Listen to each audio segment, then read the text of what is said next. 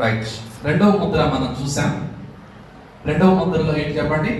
ఎర్రని గుర్రం మీద కూర్చున్న మరి వ్యక్తికి ఖడ్గం ఇవ్వబడింది. ఇది దేనికి గుర్తు, దేనికి సూచన అంటే యుద్ధాలు అలాగే రక్తపాతాలు జరగడానికి సూచనగా ఉంటా ఉంది అనేది మనము గమనిస్తా ఉన్నాం. ఓకే, యుద్ధాలు, యుద్ధ సమాచారాల గురించినటువంటి విషయాలు. మూడవ ముద్ర విప్పినప్పుడు ఏం జరుగుతుందంటే ఒక నల్లని గుర్రం కనపడుతుంది యోహానికి. దాని మీద ఒకడు త్రాసు చూడండి, ఇట్లా త్రాసులాగా కాటలాగా పట్టుకున్నాడు. ఇవన్నీ కూడా ఆత్మీయ అర్థాలు ఇస్తూ ఉంటాయి. నిజంగా క్రీస్తు విరోధి 3 గుర్రాల మీద కలర్ల గుర్రాల మీద వస్తాడు, నిజంగా ఇట్లా పట్టుకుంటాడు, త్రాసు పట్టుకుంటాడు, లిటరల్గా కాదు, ఉపమాన రీతిగా దీని అర్థం ఏంటి అని అంటే ప్రాముఖ్యంగా త్రాసు ఇవ్వబడింది, దాని మీద ఒక త్రాసు చేత పట్టుకొని కూర్చుండి ఉన్నాడు. దేనారమునకు 1 సేరు గోధుమలు, దేనారమునకు 3 సేరు ఎవలు, నూనె, ద్రాక్షరసము పాడు చేయవద్దని ఆ 4 జీవుల మధ్య ఒక స్వరము పలికినట్టు నాకు వినబడిను. ఇక్కడ మనం గమనించాల్సింది ఏంటంటే 5-6 వచనాలలో నల్లని గుర్రము అలాగే త్రాసు అని అంటే కరువుకు సూచన. కరువు, ఫ్యామైన్ భయంకరంగా 7 సంవత్సరాలలో కరువులు బాగా వస్తాయి. ఫస్ట్ 3.5 yearsలో కరువులు కలుగుతాయని ప్రభావం చెప్పాడు. మరి భయంకరమైనటువంటి ఇబ్బందులు పడతారు. ఆ రోజు కూలి ఒక వ్యక్తికే సరిపోతే మిగిలిన కుటుంబం చాలా కష్టమైనటువంటి పరిస్థితులు, రాబడి, ఇన్కము అంతా తగ్గిపోతుంది. ఇప్పుడు మనం ఊహించినట్లుగా రియల్ ఎస్టేట్ కానీ అలాగే జాబ్స్ కానీ డ్యూటీలు కానీ చాలా టైట్ పొజిషన్స్కి వచ్చేస్తుంది అన్నమాట. 7 మహాశ్రమల కాలంలో బ్రతకడానికి చాలా కష్టం ఉంటుంది. ఒక విధంగా చెప్పాలంటే ఈరోజు సంఘంతో పాటు ప్రపంచ దేశం అంతా భౌతికంగా అభివృద్ధిలో ఉంది అని అంటే దానికి గల కారణం ఎవరంటే స్వరక్తమిచ్చి సంపాదించినటువంటి సంఘం ఇంకా భూమి మీద ఉంది. మనం దేశం కోసం, ప్రపంచం కోసం, శాంతి కోసం, నిజమైన శాంతి కోసం మనం ప్రార్థన చేస్తూ ఉన్నాం కనుక మనల్ని బట్టే లోకం చాలా నెమ్మదిగా ఉంది భౌతికంగా కూడా. ఎప్పుడైతే సంఘం కనుక భూమి మీద నుండి తీసివేయబడుతుందో అనగా మధ్యాకాశానికి వెళ్తుందో అప్పుడు ప్రపంచంలో ఉన్న ప్రతి మనిషికి మరి స్టార్ట్ అయ్యే కష్టాలు, భయంకరమైనటువంటి పరిస్థితులు అన్నీ ఉండవు. ఇవన్నీ ఏదో ఒక రోజున మాత్రం స్టార్ట్ అవబోతున్నాయి. ఏదో ఒక సంవత్సరంలో మాత్రం 7 శ్రమల కాలం స్టార్ట్ అవుతుంది. ఆ సంవత్సరం మనకేంటో తెలియదు. మరి ప్రభు వచ్చేసరికి మనము చనిపోతామా, అలాగే మనం బ్రతికి ఉండగానే ప్రభు వచ్చినప్పుడు మనం మధ్యాకాశానికి ఎత్తబడతామో మనకి తెలియదు. దాని తర్వాతనే జరిగే విషయాలలో 7 మహాశ్రమల కాలంలో భయంకరమైన కరువు, కాటకాలు, ఇది దేవుని యొక్క కోపం. ప్రభువుని నమ్మక ఇంకా దేవుడు లాస్ట్ 7 సంవత్సరాలు ప్రపంచానికి ఛాన్స్ ఇస్తున్నాడు. మారు మనసు పొందడానికి, పాపక్షమాపణ పొందడానికి, చీకటి నుండి దేవుని వైపుకు తిరిగి నిజదేవుని అంగీకరించి ఆయన ఆరాధించడానికి, స్తుతించడానికి, రక్షణ పొందడానికి, దేవుడి భూమి మీదకి అడుగుపెట్టడానికి ముందు ఇంకా 7 సంవత్సరాల టైము. అది కృపతో కూడిన టైం కాదు, ఇదంతా కృపతో కూడిన టైము. అనీతిమంతులు వర్ధిల్లుతున్న కాలం, మరి నీతిమంతులు చాలా కష్టాలు పొందుతున్న కాలం, మరి దుష్టుడు అభివృద్ధి చెందుతున్నటువంటి కాలం ఇది. కానీ ఆ కాలంలో మాత్రము చాలా భయంకరమైనటువంటి మరి ఫ్యామైన్ లేకపోతే కరువు, బ్రతకడానికి చాలా ఇబ్బందులు అనేవి మనము 3వ ముద్రలో మనం చూస్తున్నాం. 4వది చూద్దాం. 4వ ముద్ర 6వ అధ్యాయం 7-8 వచనాల్లో ఆయన 4వ ముద్రను విప్పినప్పుడు రమ్ము అని 4వ జీవి చెప్పుట వీటిని. అప్పుడు నేను చూడు, ఇదిగో పాండుర వర్ణము గల ఒక గుర్రము కనబడెను, దాని మీద కూర్చున్న వాని పేరు మృత్యువు. పాతాళ లోకము వానిని వెంబడించెను. ఖడ్గము వలనను, కరువు వలనను, మరణము వలనను, భూమిలో నుండి క్రూర మృగము వలనను, భూనివాసులను చంపుటకు భూమి యొక్క 4వ భాగము పైన అధికారము వారికి ఇయ్యబడెను. చూడండి, వారికి ఇవ్వబడింది. సో ఇక 4వ ముద్ర ఏంటి అని అంటే మరణాలు. భయంకరమైనటువంటి మరణాలు జరుగుతాయి. సో పాండుర వర్ణం కలిగినటువంటి గుర్రం అంటే పర్పుల్ హార్స్ మనకేం జ్ఞాపకం చేస్తూ ఉందంటే, అప్పటికి యుద్ధాలు జరిగాయి, జనం మీదకి జనం లేవడం జరిగింది. క్రీస్తు విరోధి ద్వారా, అలాగనే కరువు ద్వారా, తెగుళ్ళ ద్వారా అనేకులు చనిపోతారు. భూమి మీద 4వ వంతు ఒకవేళ ఒక 10 కోట్ల మంది ఉంటే, లేదంటే ఒక 100 కోట్ల మంది ఉంటే, ఆ రోజు ప్రపంచంలో మరి 25 కోట్ల మంది చచ్చిపోతారు ఈ ముద్ర విప్పినప్పుడు. అప్పటికి 100 కోట్ల ఒకవేళ ఉన్నారనుకున్నా, 25 కోట్ల మంది చనిపోయేటటువంటి మరణాల గురించి 1/4 4వ భాగం ఈ ముద్ర విప్పే టైంకి మరణాలు భయంకరంగా జరుగుతాయని, పుట్టకొకరు చెట్టుకొకరు అయ్యేటటువంటి పరిస్థితిని గురించి మనం చూస్తున్నాం. ఈ ముద్ర విప్పే టైం సమయం సుమారు అప్పటికే 3.5 సంవత్సరాల మహాశ్రమల కాలం ఎండింగ్కి వస్తూ ఉందన్నమాట. అంటే ఈ మొదటి 3.5 సంవత్సరాలలో ఈ ముద్ర విప్పే టైంకి చాలా మంది చనిపోయినటువంటి వారి యొక్క లెక్క చూసినప్పుడు, జలప్రలయంలో చనిపోయిన వారి యొక్క లెక్క కంటే ఎక్కువ మంది చనిపోయేటటువంటి పరిస్థితి ఆ రోజు మహాశ్రమల కాలంలో మొదటి 3.5 సంవత్సరాలు ఎండింగ్ టైంలో జరిగేదాన్ని జ్ఞాపకం చేసేదే 4వ ముద్ర, భయంకరమైన మరణం, మృత్యువు అని ఉంది. సో ఆ విషయాన్ని మనం ఇక్కడ జ్ఞాపకం చేసుకుంటున్నాం. తర్వాత 5వ ముద్ర విప్పినప్పుడు ఏం జరుగుతుందో చూద్దాం. 9, 10, 11 వచనాలు. ఆయన 5వ ముద్రను విప్పినప్పుడు దేవుని వాక్యము నిమిత్తం, తామిచ్చిన సాక్ష్యము నిమిత్తం వధింపబడిన వారి యొక్క ఆత్మలు బలిపీఠం క్రింద చూచితిని. వారు, నాదా సత్యస్వరూపి, పరిశుద్ధుడా, ఎందాక తీర్పు తీర్చటియు, మా రక్తము నిమిత్తము భూనివాసులకు ప్రతిదండన చేయకి ఉందని బిగ్గరగా కేకలు వేసిరి. తెల్లని వస్త్రము వారిలో ప్రతివానికి ఇవ్వబడెను, మరియు వారి వలనే చంపబడబో వారి సహదాసుల యొక్కయు సహోదరుల యొక్కయు లెక్క పూర్తి వరకు ఇంకా కొంచెము కాలము విశ్రమింపవాలని వారితో చెప్పను. ఇంకెంత కొంచెం కాలం, ఇంకా 3.5 సంవత్సరాల టైం ఉంది. సో వీళ్ళు ప్రార్థన చేస్తున్నారు. ఎవరు ప్రార్థన చేస్తున్నారు? ఎక్కడ ప్రార్థన చేస్తున్నారు? వీళ్ళు ఎవరు? ప్రార్థన చేసే వాళ్ళని ఎక్కడ చూశాడు? దర్శనంలో యోహాను భక్తుడు అంటే బలిపీఠం క్రింద కనపడుతున్నారు వీళ్ళు. ఈ చంపబడి ముందు అసలు ఎందుకు చంపబడ్డారు? 5వ ముద్ర విప్పినప్పుడు బలిపీఠం క్రింద హతసాక్షులు. హతసాక్షులు ఎవరు? సంఘకాలంలో మొదటి శతాబ్దం నుండి ఈ రోజు వరకు చెప్పబడినటువంటి క్రైస్తవుల హతసాక్షులు కాదు. వీళ్ళందరూ ఇప్పుడు ఎక్కడ ఉన్నారు? సబ్జెక్ట్ ప్రకారము మధ్యాకాశము తిరిగి లేపబడ్డారు, మహిమ శరీరాలతో ఉన్నారు. మరి వీరెవరు అని అంటే మొదటి 3.5 సంవత్సరాల కాలంలో, అనగా 7 శ్రమల కాలం మొదటి 3.5 సంవత్సరాలలో వారు దేవుని వాక్యాన్ని ప్రకటించిన వారు యేసు ప్రభు నిమిత్తము సాక్ష్యం ఇచ్చిన వారు.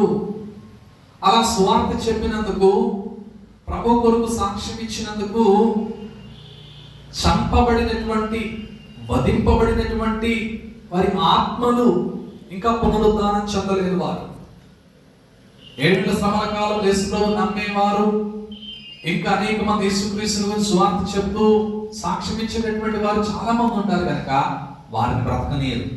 ఇప్పుడు మనకి చాలా స్వేచ్ఛ ఉంది.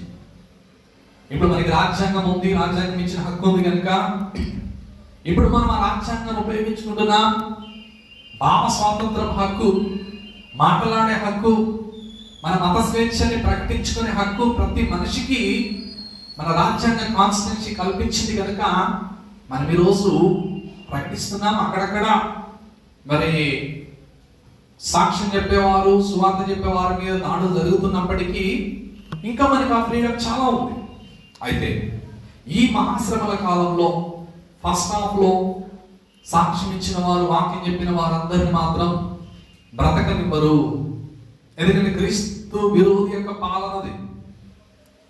అతడే భూలోకమంతటికి తానే దేవుడునని హెచ్చించుకొని మరి దేవుని ఆలయంలో కూర్చోడానికి, అనేకుల చేత ఆరాధించబడడానికి, ఏ దేవుడు అనబడను, ఏది పూజించబడనో, ఈ లోకంలో దేవుళ్ళు ఎవరినైతే ఆరాధిస్తున్నారో వారికి అందరికీ మెచ్చి ఇతను ఉంటాడు కనుక యేసుక్రీస్తుని గురించి చెప్పడానికి, వాక్యం బోధించడానికి, స్వార్థ చెప్పడానికి ఏమాత్రం అవకాశం ఇవ్వడు.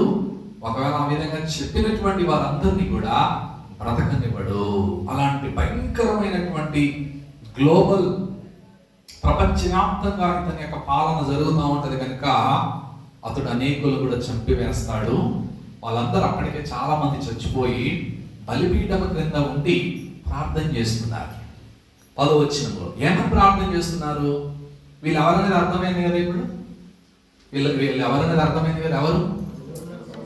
ఎస్, మహాశ్రమల కాలం ఫస్ట్ 3.5 సంవత్సరాల్లో దేవుని కోసం చనిపోయిన వారు, వాక్యం చెప్పి సాక్ష్యం ఇచ్చి చచ్చిపోయిన వారు, వధించబడిన వారు, చంపబడిన వారు ఆత్మలుగా ఉండి ప్రార్థన చేస్తున్నారు. ఏమని 10వ వచనంలో?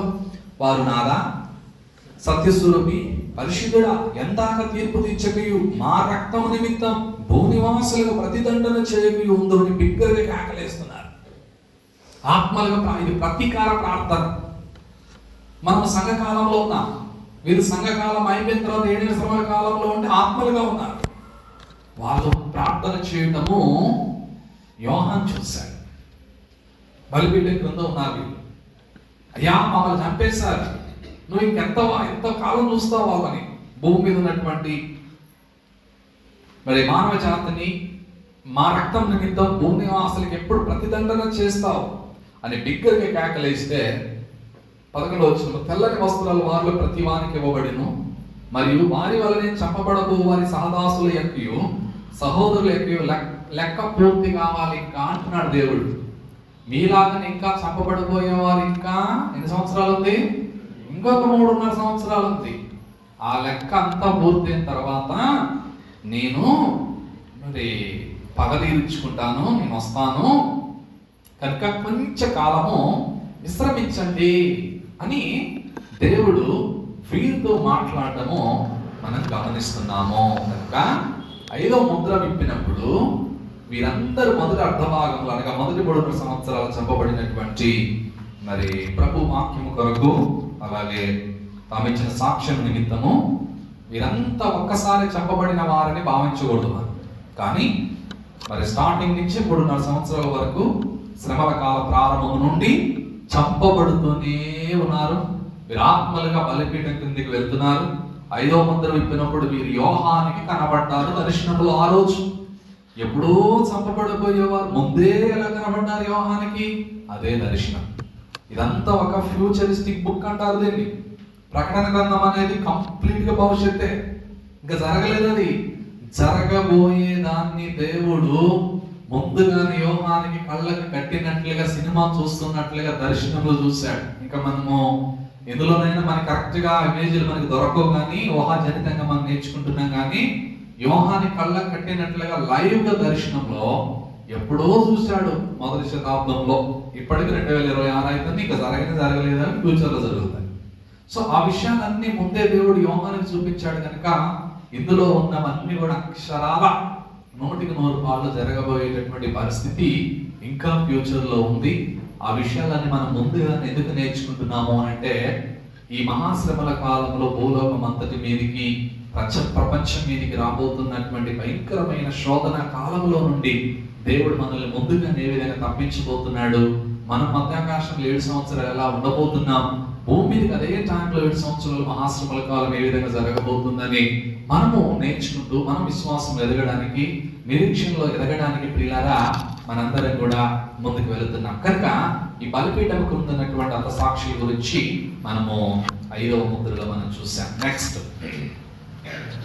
6వ ముద్ర. 6వ ముద్ర విప్పినప్పుడు ఏం జరుగుతుంది? ఆయన 6వ ముద్రను విప్పినప్పుడు నేను చూడగా పెద్ద భూకంపం కలిగింది. సూర్యుడు కంపల వెళ్ళి నలిపాయను, చంద్రబింబం అంతయు రక్తవర్ణమాయను. పెద్ద గాలి చేత ఈగులాడు అంజూరపు చెట్టు నుండి అకాలపు కాయలు రాలినట్టు ఆకాశ నక్షత్రములు భూమి మీద రాలెను. మరియు ఆకాశ మండలము చుట్టబడిన గ్రంథము వలనై తొలగిపోయిను. ప్రతి కొండయు ప్రతి ద్వీపమును వాటి వాటి స్థానములు తప్పెను.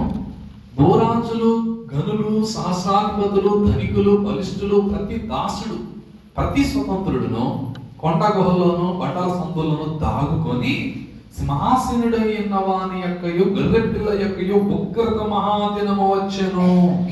దానికి తాళదాలిన వాడెవడు? మీరు మా మీద పడి ఆయన సన్నిధిని గొర్రెపిల్ల ఉగ్రతగా మమ్మను మరుగు చేయండి అని పర్వతములతో బండలతోనూ చెప్పుచున్నారు. ఎవరు చెప్పేది? గనులు, సహస్రాధిపతులు, ధనికులు, బలిష్ఠులు, ప్రతి దాసుడు, ప్రతి స్వతంత్రుడు కొండలారా మమ్మల్ని ఆ ఉగ్రత, దేవుని ఉగ్రత నుండి మమ్మల్ని కాపాడండి అని పర్వతాలతోని బండలతోని చెప్తా ఉన్నారు. ఎందుకంటే 6వ ముద్ర విప్పినప్పుడు దేవుని హస్తం చోటు చేసుకొని భయంకరమైనటువంటి ఉగ్రత భూమి మీద జరగబోతుంది ఒక రోజున. ఆ రోజున ఏం జరగబోతుందంటే మరి పెద్ద పెద్ద భూకంపాలు కలుగుతాయి. నేషనల్ హైవేస్ మొత్తం 100 కిలోమీటర్స్ గా విడిపోతాయి. భయంకరమైనటువంటి లోయలు ఏర్పడతాయి, భూకంపాలు జరుగుతాయి, అనేక మంది చంపబడతారు. కనుక ఈ భూకంపాలు జరగడం కానివ్వండి, సూర్యుడు నలుపుగా మారిపోవటం కానివ్వండి, చంద్రుడు ఎర్రగా మారిపోవటం కానివ్వండి, ఇవన్నీ కూడా ఈ 6వ ముద్ర విప్పినప్పుడు నక్షత్రాలు కూడా భూమి మీద రాలుతూ ఆ ఉగ్రత భూమి మీద పోయబడుతూ మరి దేవుని హస్తం జోక్యం చేసుకోవటం, దాని ఫలితంగా మరి భూమిపై చాలా మార్పులు వస్తాయి, చాలా మార్పులు చోటు చేసుకుంటాయి. ఎందుకంటే దేవునికి విరోధులైన వారందరూ కూడా తెలుసుకుంటారు ఇది దేవుని కోపం, దేవుని యొక్క హస్తం అని తెలుసుకుంటారు. కానీ విచారకరమైన విషయం ఏంటంటే చాలా మంది ఆ కాలంలో కూడా మారు మనసు పొందరు. చాలా మంది 6వ ముద్ర విప్పినప్పుడు జరిగే సంఘటనల వలన దేవుని ఉగ్రత దినం వచ్చినట్లుగా భూజనులందరూ భావిస్తారు ఇది దేవుని హస్తమే, ఇది దేవుని ఉగ్రతే అని చాలా మంది తెలుసుకుంటారు. కానీ ఇంకా ముగింపు కొరకు ఇంకా 3.5 సంవత్సరాలు ఇంకా ఉంది. ఏ ముగింపు? యేసుప్రభువు మధ్యాకాశం నుండి భూమి మీదికి సంఘాన్ని తీసుకొని రావడానికి ఇంకా 3.5 సంవత్సరాలు ఉంది అనే విషయాన్ని మనం జ్ఞాపకం చేసుకోవాలి. ఇదే టైంలో 11వ అధ్యాయంలో ఉన్నటువంటి 2 సాక్షులు కూడా మరి యెరూషలేములో తన దగ్గర యెరూషలేం ప్రాంతంలో అది సాక్ష్యం ఇస్తారు. అక్కడికి వెళ్ళిన తర్వాత మనం దాన్ని చూద్దాం. సో ఇది 6వ ముద్ర ఇప్పుడప్పుడు జరిగేటటువంటి పరిస్థితిని గురించి మనము చూసాం. నెక్స్ట్ 7వ అధ్యాయంలోకి వెళ్తున్నాం. 7వ అధ్యాయం. సో ఇప్పుడు దాకా నేను మొదటి 3.5 సంవత్సరాల కాలంలో ఏమేమి జరుగుతాయో నేను చెప్పుకుంటూ వచ్చాను. చెప్పండి. మొదటి ముద్ర విప్పినప్పుడు అబద్ధ క్రీస్తు శాంతిని నెలకొల్పి భూమి మీద మరి కనపరుచుకుంటాడని చూశాం. 2వ ముద్ర యుద్ధాలు, భయంకరమైన రక్తపాతాలు జరుగుతాయి. 3వ ముద్ర కరువులు భయంకరంగా వస్తాయి. తర్వాత 4వ ముద్ర మరణాలు, 1/4 మరణాలు చోటు చేసుకుంటాయి. 5వ ముద్ర విప్పే టైంలో అప్పటికే చనిపోయి ప్రభు కొరకు సాక్ష్యం ఇచ్చి వాక్యం చెప్పి స్వార్థ చెప్పి చనిపోయిన వారు అంత సాక్షులుగా ఉన్న వారిని యోహాను చూస్తూ ప్రార్థన మరి చేస్తున్నది విని దేవుడు ఇంకా కొంతకాలం మీరు విశ్రమించండి అని చెప్తా ఉంటాడు. 6వ ముద్ర విప్పినప్పుడు దేవుని యొక్క హస్తం అనగా భూకంపాలు రావడం, సూర్యుడు నిలిపోవడం, చంద్రుడు ఎరిపోవడం, నక్షత్రాలు రావడం, ప్రజలందరూ ధనులు గొప్పవారందరూ దేవుని కోపాన్ని చూసి వారు కొండలతో అలాగనే బండలతో మాట్లాడి మమ్మల్ని దేవుని కోపము నుండి మమ్మల్ని కాపాడండి అని వారు అడగడం మనందరం కూడా చూస్తా ఉన్నాం. ఇదంతా కూడా మనకి యేసు ప్రభువు ముందే నేను చదివించాను మీకు. 24వ మత్తయి సువార్త 5 నుంచి 7 వచనాల యొక్క సారాంశం అన్నమాట. క్రీస్తు నామములో అబద్ధ క్రీస్తు వస్తారు అని, మొదటి ముద్ర యుద్ధాలు జరుగుతాయని, రెండవ ముద్ర కరువులు వస్తాయని, మూడవ ముద్ర మరణాలు చోటు చేసుకుంటాయి, నాలుగవ ముద్ర హతసాక్షులు అవుతారు, ఐదవ ముద్ర భూకంపాలు, సూర్యుడు నలిపోవడం, చంద్రుడు ఎరిపోవడం, నక్షత్రాలు రాలడం, ఇవన్నీ ఆరో ముద్ర. యేసు ప్రభువు ఓవరాల్ గా మత్తయి సువార్త 24లో 4వ వచనం 5వ వచనం నుండి 7వ వచనం వరకు చెప్పాడు. కనుక ముద్రలను గురించి మాట్లాడిన తరువాత యేసు ప్రభువారు 15వ వచనం మత్తయి సువార్త 24:15లో హేయమైనది దేవాలయంలో నిలుచుట మీరు చూచినప్పుడు వెంటనే కొండలకు పారిపోండి అనేది కూడా చూసాం. ఇప్పుడు ఆ టైం అన్నమాట. ఆ టైము మరి మనము చూస్తాం. ఓకేనా? దాని గురించి కూడా మనము ఆల్రెడీ చూసాం. ఓకే, నెక్స్ట్ మనము 7వ అధ్యాయం దగ్గరికి వెళ్తున్నాం. 7వ అధ్యాయం 7వ అధ్యాయంలో మనకు కనిపించేది ఎవరంటే 2 రకాలైనటువంటి గుంపులు వారికి కనిపిస్తారు. ఓకే, 1వ వచనం నుండి 8వ వచనం వరకు మహాశ్రమల కాలంలో నుండి రక్షించబడబోతున్నటువంటి ఇశ్రాయేలీయులు కనిపిస్తారు. 9 నుంచి 2వ పారాగ్రాఫ్ 17వ వచనం వరకు అన్య జనాంగాల్లో నుండి అందరూ కూడా యేసు ప్రభుని చాలా మంది అంగీకరిస్తారు. అంటే వీళ్ళు మహాశ్రమల కాల పరిశుద్ధులు. చెప్పండి, 7వ అధ్యాయంలో ఉన్న వాళ్ళందరూ ఎవరు? మహాశ్రమల కాల పరిశుద్ధులు. వీరు 1,44,000 మంది యోధులు. మనకి 1వ వచనం నుండి 8వ వచనం వరకు దేవుని దాసులను వారి నొసలయందు ముద్రించు మనుషులు అన్నమాట. ఓకేనా? 7వ అధ్యాయం 2వ వచనం. మరియు సజీవుడు ఒక దేవుని ముద్ర గల వేరొక దూత సూర్యోదయ దిశ నుండి పైకి వచ్చి చూచింది. భూమికి సముద్రమునకు నాని కలుగ చేయకుండాకై అధికారం పొందిన ఆ 4 దూతలతో ఈ దూత, మేము మా దేవుని దాసులను వారి నొసలయందు ముద్రించే వరకు భూమికైనను సముద్రములకైనను చెట్లకైనను హాని చేయవద్దని బిగ్గరగా చెప్పగా, మరి ముద్రించబడిన వారి లెక్క చూడగా వీటిని వారి లెక్క ఇశ్రాయేలు గోత్రములన్నిటిలో ముద్రించబడిన వారు ఎంతమంది? 1,44,000 మంది. వీళ్ళు దేవుని ముద్ర కలిగినటువంటి ఇశ్రాయేలీలు. తర్వాత అన్య జనాంగంలో నుండి కూడా దేవుని ముద్ర కలిగినటువంటి వారు కూడా ఉంటారు. కానీ 666 అనే ముద్ర కలిగినటువంటి వేరే వారు చాలా మంది ఉంటారు. ఆ 666 అనే ముద్ర ఎవరు వేసుకుంటారంటే దేవుని నమ్మక, దేవుని ముద్ర లేనటువంటి, మరి ప్రభువుని నమ్మక, విశ్వసించక, మారు మనసు పొందక ఉన్న వారందరూ 666 అనే ముద్ర నేను 11వ అధ్యాయం దగ్గరికి వచ్చినప్పుడు చెప్తాను. వీరైతే దేవుని ముద్ర కలిగిన వారు. అలాగే ప్రతి గోత్రము నుండి 12,000 చొప్పున 12 గోత్రాల్లో నుంచి ఇశ్రాయేలీయులు 1,44,000 మంది దేవుని ముద్ర కలిగినటువంటి వారు భద్రపరచబడ్డారు. ఓకేనా? భద్రపరచబడ్డారు 7వ వచనం వరకు. తర్వాత 9వ వచనం నుండి 17వ వచనం వరకు వీళ్ళు ఎవరంటే 9వ వచనం చదువుతున్నాను. అటు తర్వాత నేను చూడగా ఇదిగో ప్రతి జనములో నుండి, ప్రతి వంశంలో నుండి, ప్రజల్లో నుండి, ఆయా భాషలు మాట్లాడు వారిలో నుండి వచ్చి ఎవడనూ లెక్కింపజాలని ఒక గొప్ప సమూహము కనబడింది. వారు తెల్లని వస్త్రములు ధరించుకున్న వారై ఖర్జూరపు మంటల చేత పట్టుకొని సింహాసనం ఎదుట గొర్రెపిల్ల ఎదుట నిలవబడి. ఇదంతా జరిగిన తర్వాత వీళ్ళెవరు అని సంఘం అడుగుతుంది దేవుని దగ్గర. వీళ్ళెవరు అని అడుగుతుంది సంఘం.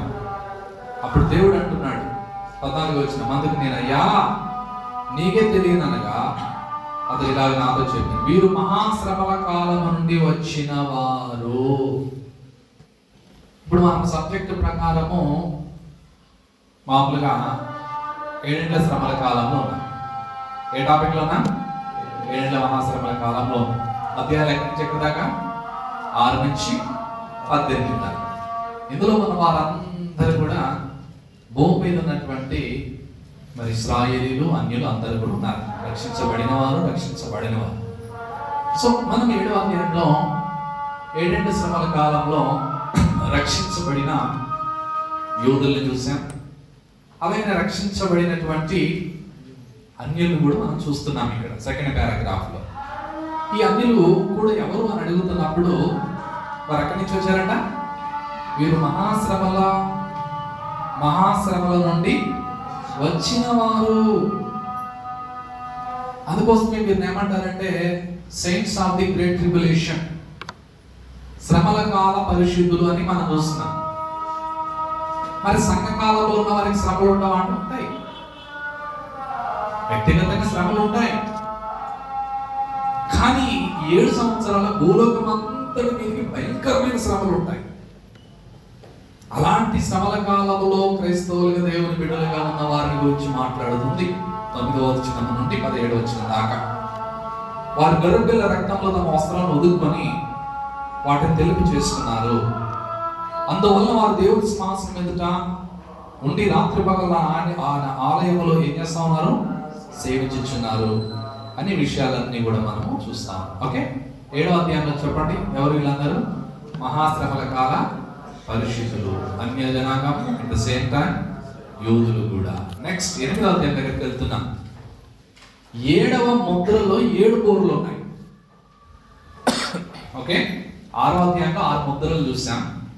ఇప్పుడు 7వ ముద్ర విప్పినప్పుడు 7వ ముద్రలో 7 బోర్లు ఉన్నాయి. 7వ ముద్రలో 7 బోర్లు ఉన్నాయి. ఆ 7 బోర్లు ఏంటి అనేది మనం ఇప్పుడు ఈ సెషన్లో మనం చూద్దాం. ఓకే, ఈ సెషన్లో మనం చూద్దాం. సో మొదటి బోర 8వ అధ్యాయం 7వ వచనంలో మనం చూద్దాం. మొదటి దూత బోర ఊదినప్పుడు మనం జ్ఞాపకం చేసుకోవాలి, ఈ బోరలు మహాశ్రమల కాలంలో దేవదూతలు మరి ఒక్కొక్క దూత బోర ఊదినప్పుడు భూమి మీద ఏమేమి జరగబోతుంది అనే దానికి సంబంధించినటువంటి బోరలు ఇవి. ఈ బోరలకి సంఘం మధ్యాకాశానికి ఎత్తబడడానికి ఎటువంటి సంబంధం లేదు. ఇక్కడనే చాలా మంది కన్ఫ్యూజ్ అవుతూ ఉంటారు. 7 బోరలలో 7వ బోర ఊదినప్పుడు సంఘం మధ్యాకాశానికి ఎత్తబడుతుంది అని చెప్పేటటువంటి వారు కూడా ఉన్నారు. కానీ ఈ బోరలు ఊదే టైంకి అసలు సంఘం భూమి మీదనే లేదు. ఎక్కడుంది? మధ్యాకాశంలో ఉంది. ఆ బోర ఆల్రెడీ మనం చూసినాం, 4వ అధ్యాయంలో చూసినాం. మొదటి తెస్సలోనిక 4వ అధ్యాయంలో చూసినాం. ప్రకటన 4వ అధ్యాయంలో చూసాం. మొదటి కొరింథీ 15వ అధ్యాయంలో కూడా చూసినాం. కనుక ఈ దేవుని బోర కానీ అలాగనే కడ బోర కానీ సంఘానికి సంబంధించి ఈ ప్రకటన గ్రంథంలో ఉన్నటువంటి 7 బోరలు మహాశ్రమల కాలం జరగటానికి ఒక్కొక్క దూత బోర ఊదినప్పుడు ఏమేం జరుగుతుంది, ఈ భూనివాసులను దండించడానికి, దేవుని ఉగ్రత భూమి మీద కురిపించడానికి పరలోకంలో ఉన్నటువంటి దూతలు ఒక్కొక్క బోర ఊదినప్పుడు దేవుని యొద్ద నుండి వచ్చేటటువంటి భయంకరమైన పరిస్థితిని ఈ భూలోక నివాసుల మీదకి రాబోతున్న మరి భయంకరమైనటువంటి ఉగ్రతని గురించి మనం చూస్తున్నాం. మొదటి బోర ఊదినప్పుడు ఏం జరిగిందంట? రక్తముతో మిళితమైన వడగండ్లు, అగ్ని పుట్టి భూమి పైన పడవేయబడిను. అందువలన భూమిలో 3వ భాగం ఏమైందంట? కాలిపోయిను. చెట్లలో 3వ భాగం ఏమైందంట? కాలిపోయిను. పచ్చగడ్డంతా ఏమైందంట? కాలిపోయింది. ఎందుకు వడగండ్లు, అగ్ని భూమి మీద పడుతున్నాయి? మొదటి బోర ఊదినప్పుడు అంటే దేవుడు భూమికి చెట్లకి తీర్పు తీరుస్తున్నాడు. ఇదేంటి? దేవుడు భూమికి చెట్లకి దేవుడు ఎందుకు తీర్పు తీరుస్తున్నాడంటే మనుషులు సృష్టికర్తను మరిచి సృష్టమును ఆరాధించిరి కనుక భూమికి తీర్పు తీర్చుతూ ఉన్నాడు దేవుడు. ఎందుకంటే భూమిని ఆరాధించేవారు ఉన్నారు, అలాగనే చెట్లను కూడా ఆరాధించేవారు ఉన్నారు. కనుక దేవుడు అలాంటి ఆరాధించబడిన భూమికి, నాశనమైన భూమికి, చెట్లన్నిటికీ కూడా దేవుడు తీర్పు తీరుస్తూ ఉన్నట్లుగా ఆయన యొద్ద నుండి రక్తం, వడగండ్లు, అగ్ని భూమి మీద పడ్డప్పుడు భూమిలో ఉన్నటువంటి 3వ భాగం కాలిపోయింది, చెట్లలో 3వ భాగం కాలిపోయింది, పచ్చగడ్డ అంతా కూడా కాలిపోయింది. ఎందుకు? మనుషులు భూమిని, చెట్లను, వీటన్నిటిని ఆరాధిస్తున్నారు కనుక. రెండవ బూర ఊదినప్పుడు 8-9 వచనాలలో రెండవ దూత బూర ఊదినప్పుడు అగ్ని చేత మండుచున్న పెద్ద కొండ వంటిది ఒకటి సముద్రములో పడవేయబడిను. అందువలన సముద్రములో 3వ భాగం ఏమైందంట? సముద్రంలో 3వ భాగం ఏమైందంట? రక్తమైంది. సముద్రంలో ప్రాణము గల జంతువులలో 3వ భాగం ఏమైందంట? చచ్చెను. వాడలలో 3వ భాగం ఏమైంది? నాశనమైంది. ఎందుకు? రెండవ దూత బూర ఊదినప్పుడు ఇప్పుడు తీర్పు దేనికి? ఏం పడుతుంది? అగ్ని చేత మండుచున్న కొండ వచ్చి సముద్రంలో పడదు. అగ్ని చేత మండుచున్న పెద్ద కొండ ఒకటి వచ్చి సముద్రంలో పడ్డది. ఎందుకు సముద్రంలో పడ్డది చెప్పండి? ఇప్పుడు సముద్రానికి దేవుడు తీర్పు తీరుస్తున్నాడు. మండుచున్న కొండ, గంధపు కొండది, గంధకపు కొండ. ఎందుకనంటే సముద్రాన్ని కూడా ఆరాధించేవారు చాలా మంది ఉన్నారు కనుక దేవుడు సముద్రాన్ని తీర్పు తీరుస్తున్నాడు.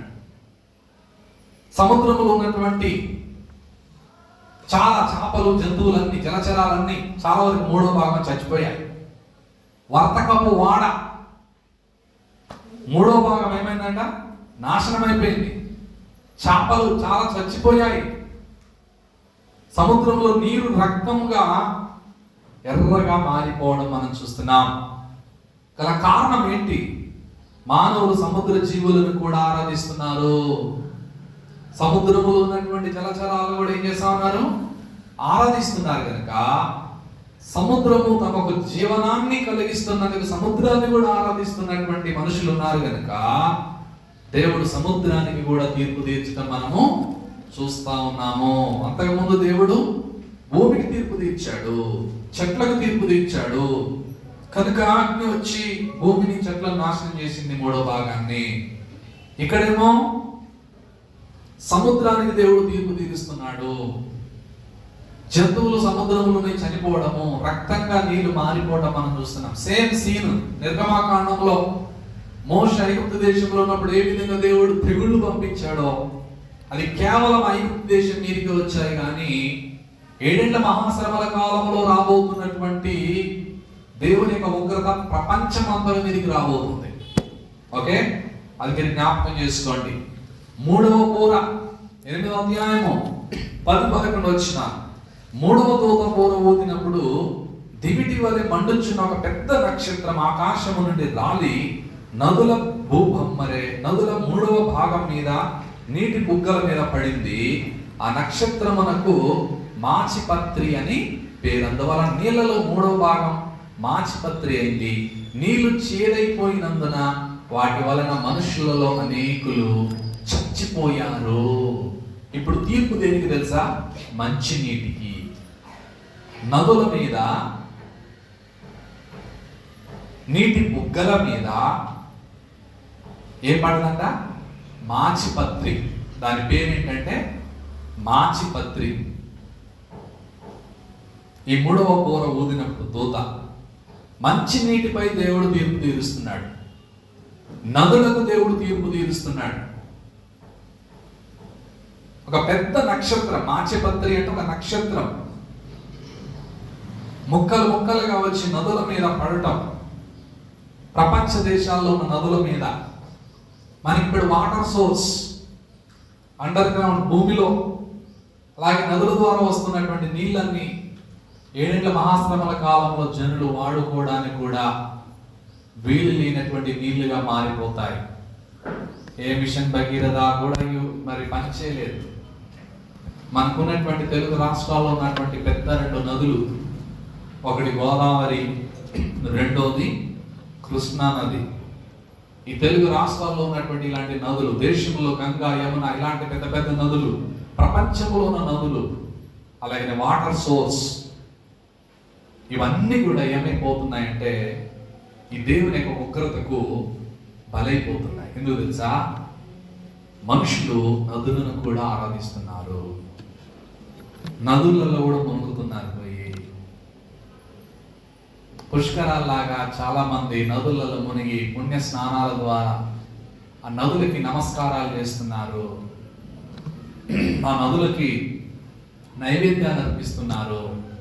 ఆ నదులలో చీరలు, పువ్వులు అన్నీ వేస్తున్నారు. ఏదైనా ఒక ప్రాజెక్ట్, ఏదైనా ఒక మరి ఆ ప్రాజెక్టు నీళ్ళకు సంబంధించి ఏదన్నా కడితే దానికి పూజలు చేస్తా ఉన్నారు, దాన్ని గంగా అంటున్నారు, దాన్ని దేవుడు అంటున్నారు, జలాలను దేవునిగా మార్చుకొని దండం పెడుతున్నారు, అన్ని అర్పిస్తున్నారు. కనుక దేవుని కోపం నదుల మీదకి దిగుతుంది.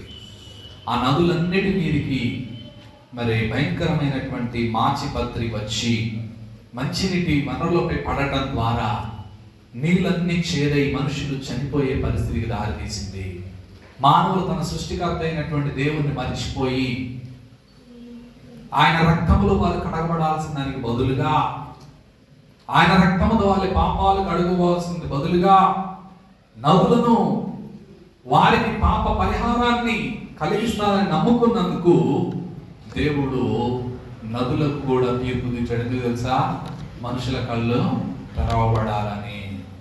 మనుషులు 7 ఏళ్ల శ్రమల కాలంలోనైనా గ్రహించాలని దేవుడు ఈ నదులనైతే నమ్ముకొని మునిగి దేవుళ్ళుగా భావించి చేస్తా ఉన్నారో ఆ నీళ్ళని రక్తంగా దేవుడు మార్చేస్తున్నాడు. ఈ అక్షరాలు జరిగేది ఆ రోజు ఐగుప్తు దేశంలో ఏ విధంగా మోషే ప్రార్థన చేస్తే నైలులది రక్తంగా, ఆ నీళ్లు వారు తాగేవన్నీ రక్తంగా మారాయో, ప్రపంచంలో ఉన్నటువంటి నదులు, మంచినీటి వనరులన్నీ మనుషులు తాగడానికి కూడా చాలా ఇబ్బంది పడి వాటిని తాగితే చచ్చిపోయేటటువంటి పరిస్థితి ఒక రోజు రాబోతుంది. ఈ ఫిల్టర్లు పనిచేయవు. మానవ వనరులతో, మానవ టెక్నాలజీతో తయారు చేసిన ఏ ఫిల్టరైజేషన్ కూడా ఆయన ఉగ్రతకి స్థానం లేకుండా పోతుంది. ఏ ఫిల్టర్ వాడతారు? ఏ కెంట్ కానీ ఏ విధమైనటువంటి మరి ఫిల్టర్లు వాడినా కూడా ఆ వాటర్ని తాగలేదు. తాగినా చచ్చిపోయే స్థితికి ఆ వాటర్ తీసుకొస్తాయి. భయంకరమైన రోగాలు వస్తాయి, మనుషులు బ్రతకరు. అంత భయంకరమైనటువంటి ఉగ్రత 3వ బోర ఊదినప్పుడు త్రాగే మంచినీటికి సెకండ్ నీడ్, మనం బ్రతకడానికి ఏంటంటే గాలి తర్వాత నీరు. ఆ నీరుని దేవుడు తీర్పుగా మనుషులకి మార్చివేయడం 3వ బోర ఊదినప్పుడు మనం గమనిస్తా ఉన్నాం ప్రియులారా. 4వ బోర ఊదినప్పుడు ఏం జరుగుతుంది చూద్దాం. 4వ బోర ఊదినప్పుడు 12-13 వచనాల్లో 4వ దూత బోర ఊదినప్పుడు సూర్యచంద్ర నక్షత్రములో 3వ భాగం చీకటి కమ్మునట్లును, పగటిలో 3వ భాగమున సూర్యుడు ప్రకాశింపకుండానట్లును, రాత్రిలో 3వ భాగమున చంద్రుడు నక్షత్రములు ప్రకాశింపకుండానట్లును, వాటిలో 3వ భాగం ఏం చేయబడింది? కొట్టబడింది. నేను చూడగా ఆకాశం మధ్య ఒక పక్షిరాజు ఎగురుచు బూరలు ఊదబోచున్న 3 దూతల బూరల శబ్దాలను బట్టి భూనివాసులకు అయ్యో అయ్యో అయ్యో అని గొప్ప స్వరముతో చెప్పడం లిటరల్గా ఈ దేవదూత లేకపోతే మరి ఒక పక్షిరాజు లేకపోతే బోర శబ్దములను బట్టి పక్షిరాజు ఆకాశ మధ్యన ఎగురుచు భూనివాసులకి ఇంకా జరగబోతున్న దాన్ని ముందుగానే హింటిస్తా ఉన్నాడు. 4వ బోర వదిలినప్పుడు ఏం జరిగింది తెలుసా? సూర్యచంద్ర నక్షత్రాలకు చీకటి గమ్మైంది. ఇందాక పాడబడుకున్నామా కదా? సూర్యుడు తన కాంతినివ్వడు, చంద్రుడు ప్రకాశింపడు, నక్షత్రాలు రాలతాయి, ఇవన్నీ ఓవరాల్గా యేసు ప్రభు వారు ఆ రోజు శిష్యులు ఒలీవల కొండ మీద అడిగినప్పుడు ఆయన ఓవరాల్గా చెప్పాడు. యోహాను చేత డీటెయిల్గా రాపించాడు. ఓవరాల్గా 24 అధ్యాయంలో చెప్పాడు శిష్యులకి. యోహానుకేమో పద్మాసు దీపంలో పరవాసి అయినప్పుడు అక్కడ డీటెయిల్గా చూపిస్తున్నాడు. మత్తయి సువార్త 24 దగ్గరికి రండి. మత్తయి సువార్త 24. మత్తయి సువార్త 24.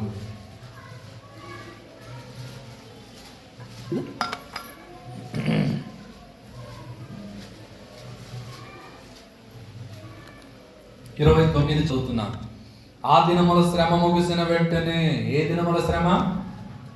7 ఏళ్ల శ్రమల కాలంలో మొదటి 3.5 సంవత్సరాల శ్రమ ముగిసిన వెంటనే చీకటి సూర్యుని కమ్మును, చంద్రుడి కాంతిని ఇయ్యడు, ఆకాశముని నక్షత్రాలు రాలును, ఆకాశమందరి శక్తులు కదిలింపబడును. ఇంకా 3.5 సంవత్సరాల తర్వాత 30వ వచనంలో అప్పుడు ఓవరాల్గా చెప్పాడు యేసు ప్రభువు. ఇక్కడ డీటెయిల్గా చెప్పలేదు. డీటెయిల్గా ప్రకటన గ్రంథం చూస్తున్నాం. ఇదంతా గ్యాప్స్ మనం ఫిలప్ చేసుకుంటూ మనము నేర్చుకుంటూ వెళ్తున్నాం. ఎండింగ్ ఇంకా 3.5 సంవత్సరాల తర్వాత 30వ వచనంలో అప్పుడు మనిషి కుమారుని సూచన ఆకాశమందు కనబడును. ఓకే, అప్పుడు మనిషి కుమారుడు ప్రభావముతోను మహామహిమతోను ఆకాశ మేఘాలుడై వచ్చుట భూమి మీదనున్న సకల గోత్రముల వారు చూచి రొమ్ము కొట్టుకొందురు. అప్పుడు కొట్టుకుంటారు రొమ్ము. ఏ దశ అది? 2వ రాకడలో 2వ దశ. ఆయన వస్తున్నప్పుడు మనం ఆయన ఎదుర్కొంటామా? ఆయనతో వస్తామా? ఆయనతో వస్తాము భూమి మీదకి.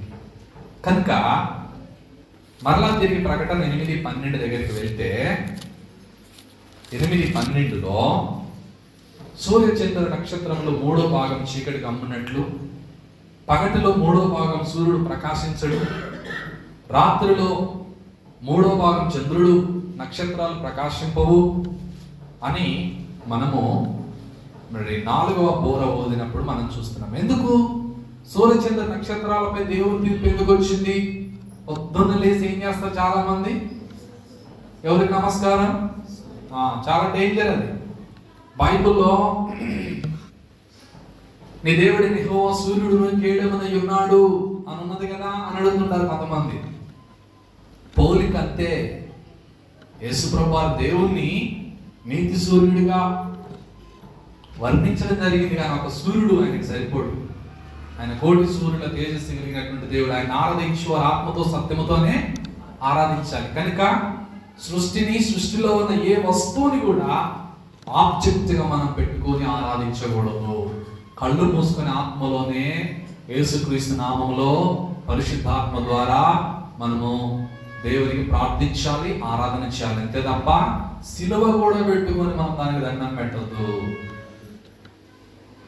సిలువ కూడా ఈవేళ మనం పెట్టుకొని దానికి దండం పెట్టద్దు, దానికి కొబ్బరికాయలు కొట్టద్దు, దాన్ని మనం పూజించొద్దు.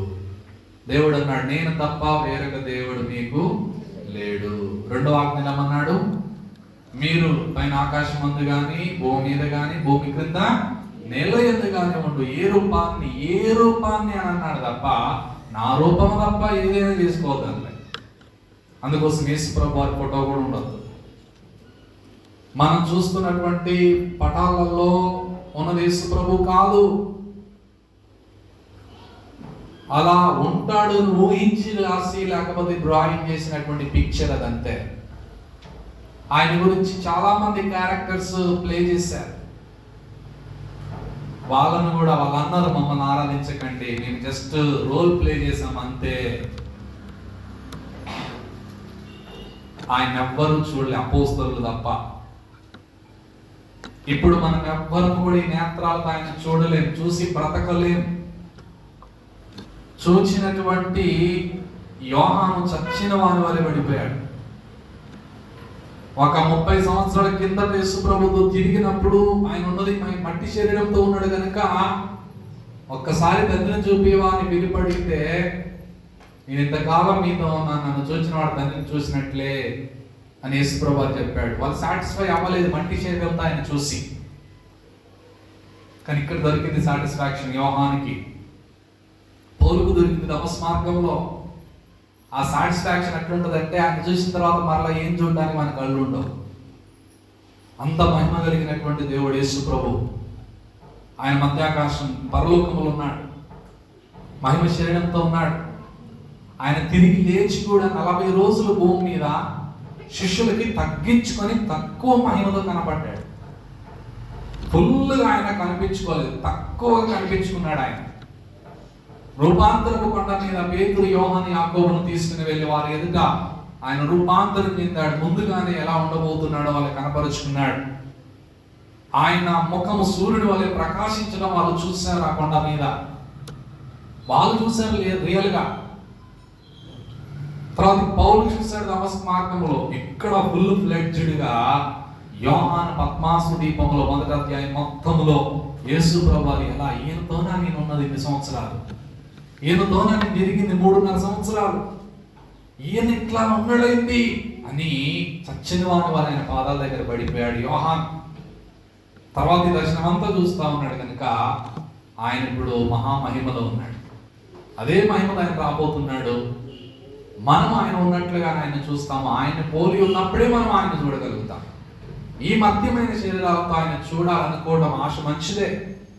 నేను కూడా 2005, 2006 సంవత్సరంలో నా తీవ్రమైన ఆశ, ప్రార్థన ఏంటంటే ఒక్కసారి చూడాలయ్యా, నేను బ్రతికున్నప్పుడే ఒక్కసారి చూడాలి, 1 టైం ఛాన్స్ నేను చూస్తానయ్యా అని నైట్లు అర్ధరాత్రులు లేచి ప్రార్థన చేసి కళ్ళు తెరిచి చూసేది, కనపడుతుందేమని చాలా ఆశతో ఎదురు చూసేది, ఉపవాసాలు ఉండేది.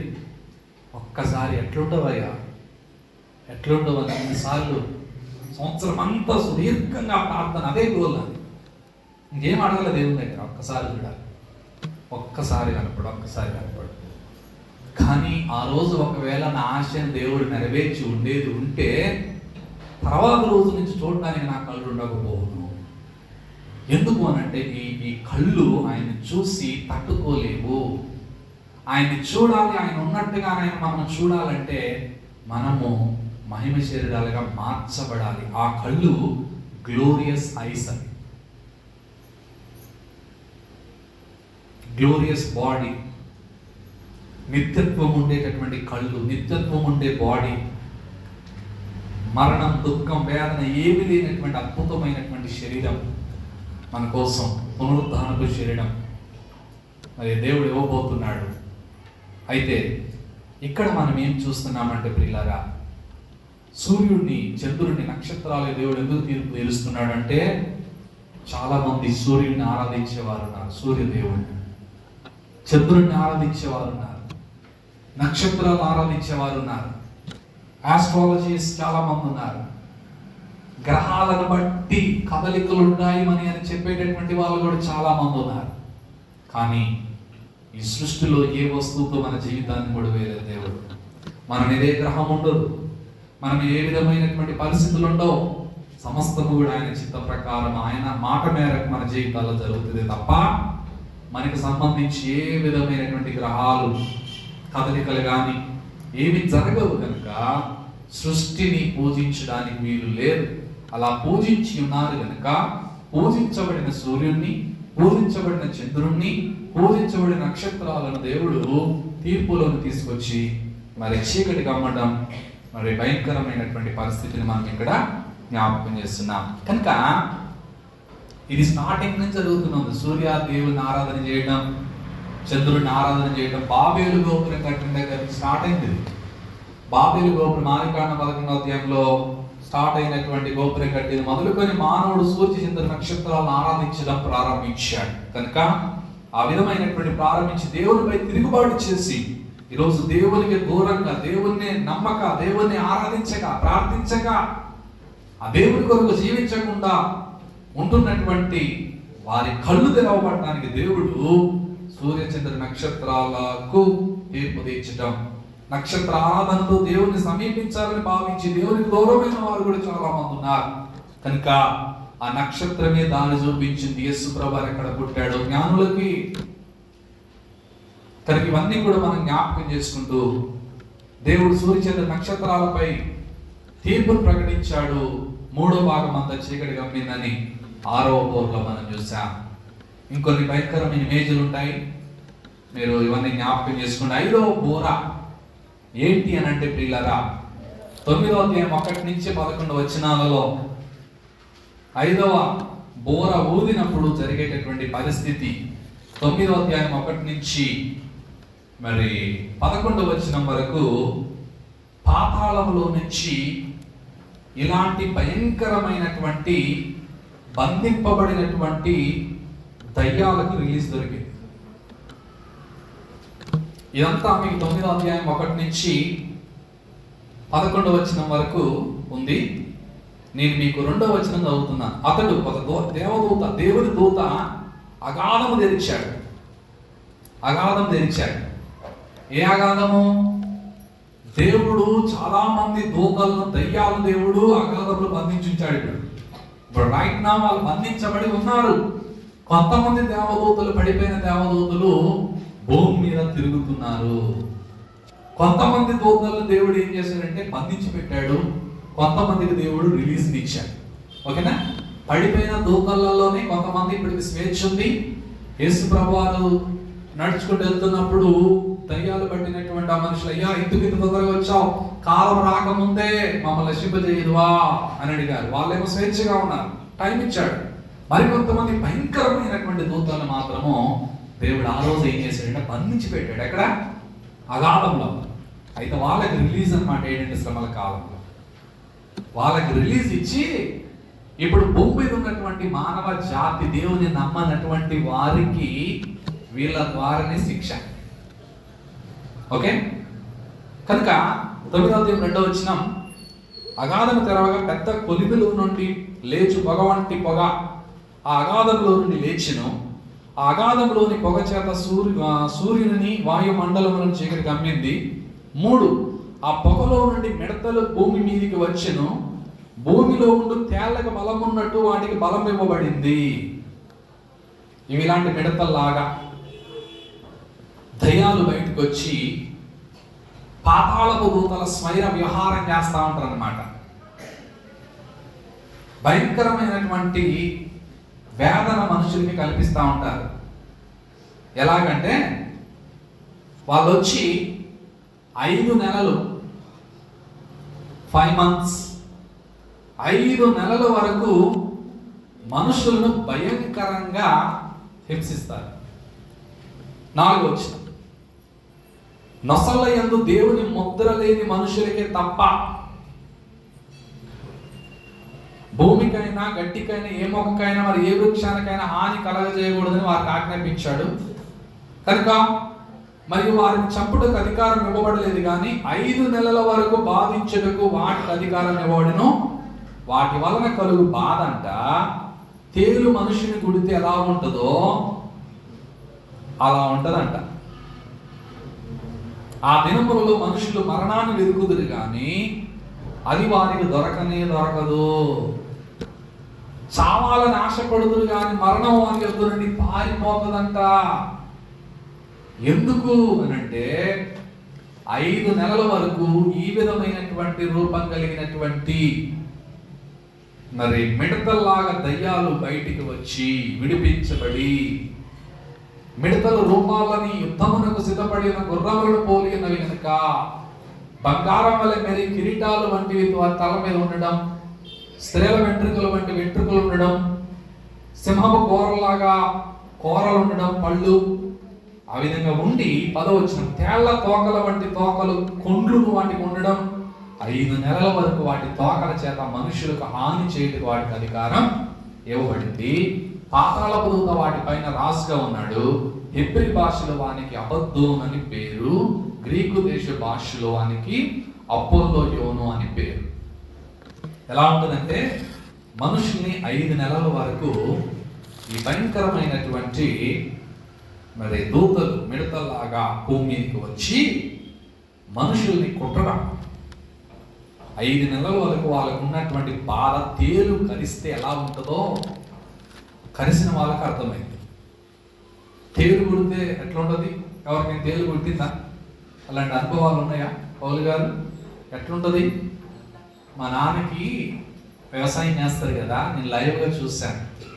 ఆ పేలు కలిసిన తర్వాత నరానికి ఎక్కడ కలిసినట్టుంది. ఆ పెయిన్ తట్టుకోలేక 5 minutesకి ఒక ఇంజెక్షన్. ఆ పెయిన్ నుంచి విడుదల పొందడానికి 5 minutesకి ఒక ఇంజెక్షన్, 5 minutesకి ఒక ఇంజెక్షన్, 5 minutesకి ఒక ఇంజెక్షన్ వేస్తుంటే నా కళ్ళ నుంచి నీళ్ళు వస్తుంది. ఏడ్చాను బాగా. ఖమ్మం హాస్పిటల్ తీసుకెళ్ళిన తర్వాత అసలు ఏమైంది, అది ఉంటాడా చచ్చిపోతాడా, బయట కూర్చొని ఏడ్చి ప్రార్థన చేశాను. దేవుడు అద్భుత రీతిగా మరి కాపాడాడు. చాలా సందర్భాలు, అదొక సందర్భం. నిజంగా నాకైతే అలాంటి అనుభవం అయితే లేదు, కానీ కుట్టిన అనుభవం నాకు లేదు, కానీ లైవ్ చూశాను. అట్లా 5 నెలలు దాకా ఉంటుంది. ఏ ఇంజక్షన్లు పనిచేయదు. ఇక చూడండి, వర్ణించడానికి వీలు ఉండదు.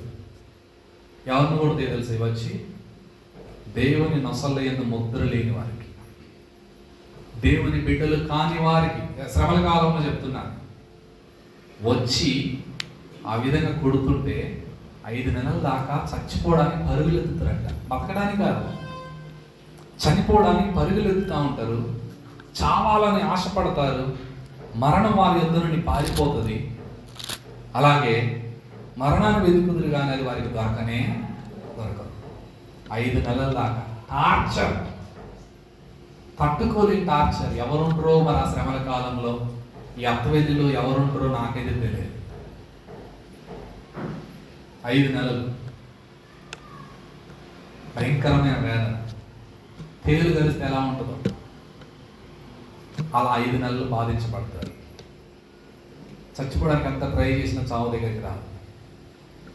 అది ఆ వేదన వర్ణాతీతమైనటువంటి వేదన. ఎన్నో బూర ఊదినప్పుడు చెప్పండి, 5వ బూర ఊదినప్పుడు. ఇప్పుడు ఫర్ ఎగ్జాంపుల్ మన పాకిస్తాన్ ఇండియా మధ్యలో బోర్డర్ ఉంది. ఇండియా వాళ్ళు పాకిస్తాన్ ఆర్మీకి వచ్చేసరికి మీరు ఏదైనా చేసుకున్నట్టు ఎట్లా ఉంటుంది. ఇప్పుడు ఇండియా పాకిస్తాన్ మధ్యన బోర్డర్ ఉంది. ఇండియా పాకిస్తాన్ అంటే బాగా ఎప్పుడు ఎట్లుంటాయి, చాలా ఎదుగుంటాయి కదా, భయంకరమైన ఆర్మీ. ఇండియా గవర్నమెంటే ఒకవేళ మన ఆర్మీని తీసేసి వాళ్ళ ఆర్మీకి ఛాన్స్ ఇచ్చి ఇండియాలో వచ్చేసి మీకు ఇష్టమైంది చేసుకోండి అంటే ఎట్లా చేస్తారు వాళ్ళు? స్వైర విహారం ఎట్లా చేస్తారు?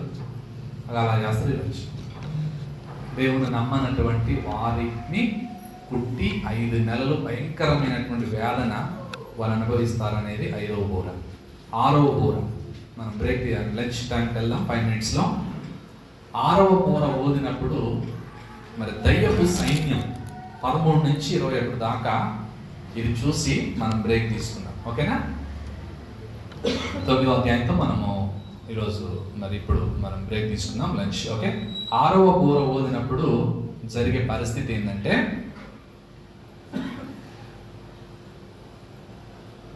ఓకే,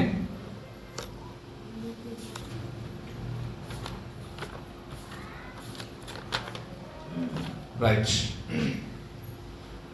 ఈ 6వ బూర ఊదినప్పుడు యూఫ్రటీస్ మహానది యొద్ద బంధించబడిన 4 దూతలు విప్పబడతారు. ఇంకొక 4 దూతలు యూఫ్రటీస్ నది దగ్గర దేవుడు ఎప్పుడో బంధించి పెట్టాడు వాళ్ళని. ఆ 4 దూతలు విప్పబడతారు. వారు కూడా బంధించబడిన దయ్యాలే. 20 కోట్ల దురాత్మల సైన్యం వారి ఆధీనంలో ఉంటుంది. 20 కోట్ల సైన్యం ఈ 4 దూతల యొక్క ఆధీనంలో ఉండడం.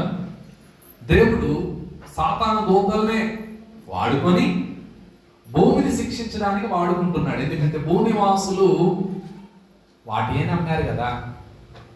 ఎవరినైతే నమ్ముకున్నారో, ఎవరినైతే వీళ్ళు ఇష్టపడ్డారో, ఆరాధించారో వాళ్ళనే వాడుకొని వాళ్ళ ద్వారానే దేవుడు వీళ్ళకి భయంకరమైనటువంటి శ్రమ, వేదన కలిగించిన వాడిగా ఉన్నాడు కనుక, వాటిని పూజించారు కనుక, వారి ద్వారా శిక్షించబడిన తర్వాత కూడా వాటిని నమ్ముకుంటున్నారు కనుక వాటికి శాంతి చేసి బాధలో విముక్తి పొందాలనుకునే వారికి తప్ప దేవుని వైపు తిరుగుట లేదు. తాత్కాలికమైన ఉపశమనం కలగాలనే పోరాటం కలుగుతున్నారు తప్ప దేవుని ద్వారా మారు మనసు పొంది నిజదేవుని తెలుసుకోవాలన్నటువంటి ఆలోచన చాలా మందికి లేదు.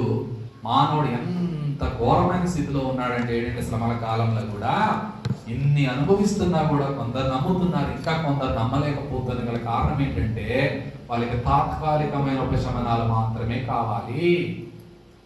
అప్పటికప్పుడు ఆ పరిస్థితుల నుంచి మాత్రమే వారికి విడుదల కావాలని కోరుకుంటున్నారు, కానీ